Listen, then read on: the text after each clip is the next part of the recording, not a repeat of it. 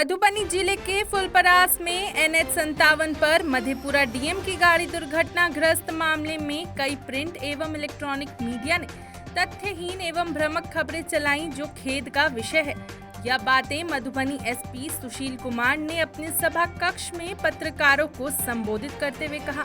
आपको बता दें कि बीते दिनों फुलपरास थाना क्षेत्र के NH57 पर NHIA के कर्मी को बचाने के क्रम में मधेपुरा डीएम की गाड़ी अनियंत्रित होकर डिवाइडर से टकरा गई।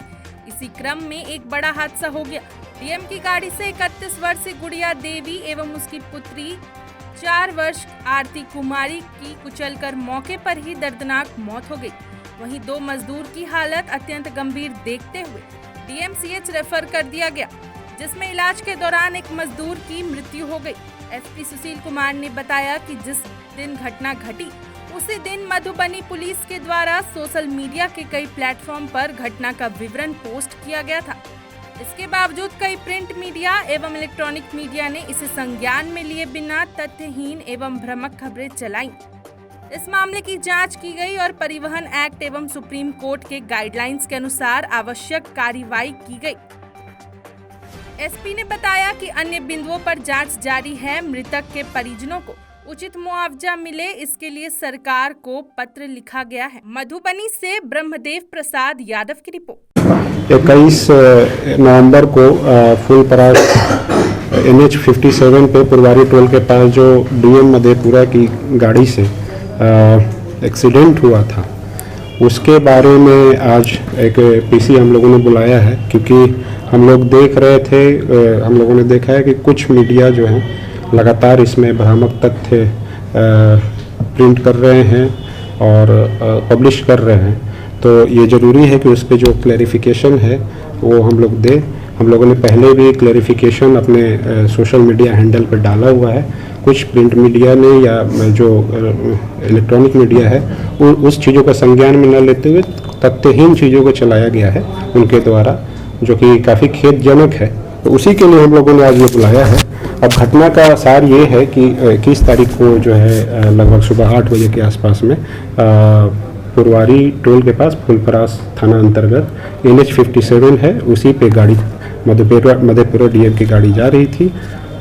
वहीं पे जो है NH57 के NHI के जो कर्मी हैं कार्य कर रहे थे, जो वाइट पट्टी होती है उसकी पेंटिंग करने के लिए कार्य कर रहे थे। वहाँ मशीन भी थी। गाड़ी चूँकि तेज आ रही थी NH पे 4 लेन पे, तो जो मशीन से पहले टकराई, उसके बाद जो मजदूर काम कर रहे थे उनको टकराई और उनको बचाने के चक्कर में जो लेफ्ट साइड में महिला और एक बच्ची थी वो जा रही थी, उनके साथ उनसे टकराई और उसके बाद जो रेलिंग लेफ्ट साइड में होती है वहाँ पर टकरा कर गाड़ी रुक गई। उसमें जो है घटनास्थल पे ही जो बच्ची और महिला थी उनकी मृत्यु हो गई और जो मजदूर थे वो घायल थे, जिनको तुरंत ही वहाँ पे SDPO SHO और SDO तुरंत वहाँ पे घटनास्थल पर पहुँच करके और वहाँ पे डायल 112 की गाड़ी भी तुरंत पहुँच गई थी 5 मिनट के अंदर में, और उन लोगों ने जो घायल हैं उनको इलाज के लिए अस्पताल भेजा। बाद में एक और जो मजदूर थे NHI के, उनकी भी मृत्यु होगी। तो टोटल इसमें 3 लोगों की मृत्यु हुई थी। इसमें पुलिस के द्वारा सभी जो एक्सीडेंट केस में जो प्रोटोकॉल है उस हिसाब से कार्रवाई की गई है। इसमें जो 279, 304A, 337 और 338 IPC के धारा के अंतर्गत हुआ है, जो कि सभी जमानतीय धारा होती हैं और सुप्रीम कोर्ट का जो गाइडलाइन है जिसमें 7 साल के नीचे के जो भी सज़ा होते हैं उसमें हम लोग 41A का नोटिस देते हैं। तो 26 तारीख को नोटिस दिया गया था ड्राइवर को, मधेपुरा में जाकर के IO ने दिया था और ड्राइवर थाना पे अपीयर 28 तारीख को हुआ था और उसको वहीं पे चूँकि वो 41A का सारे शर्तों को पूरा करता था, वहाँ से उनको रिलीज कर दिया गया। तो ये सारी कार्रवाई हुई है।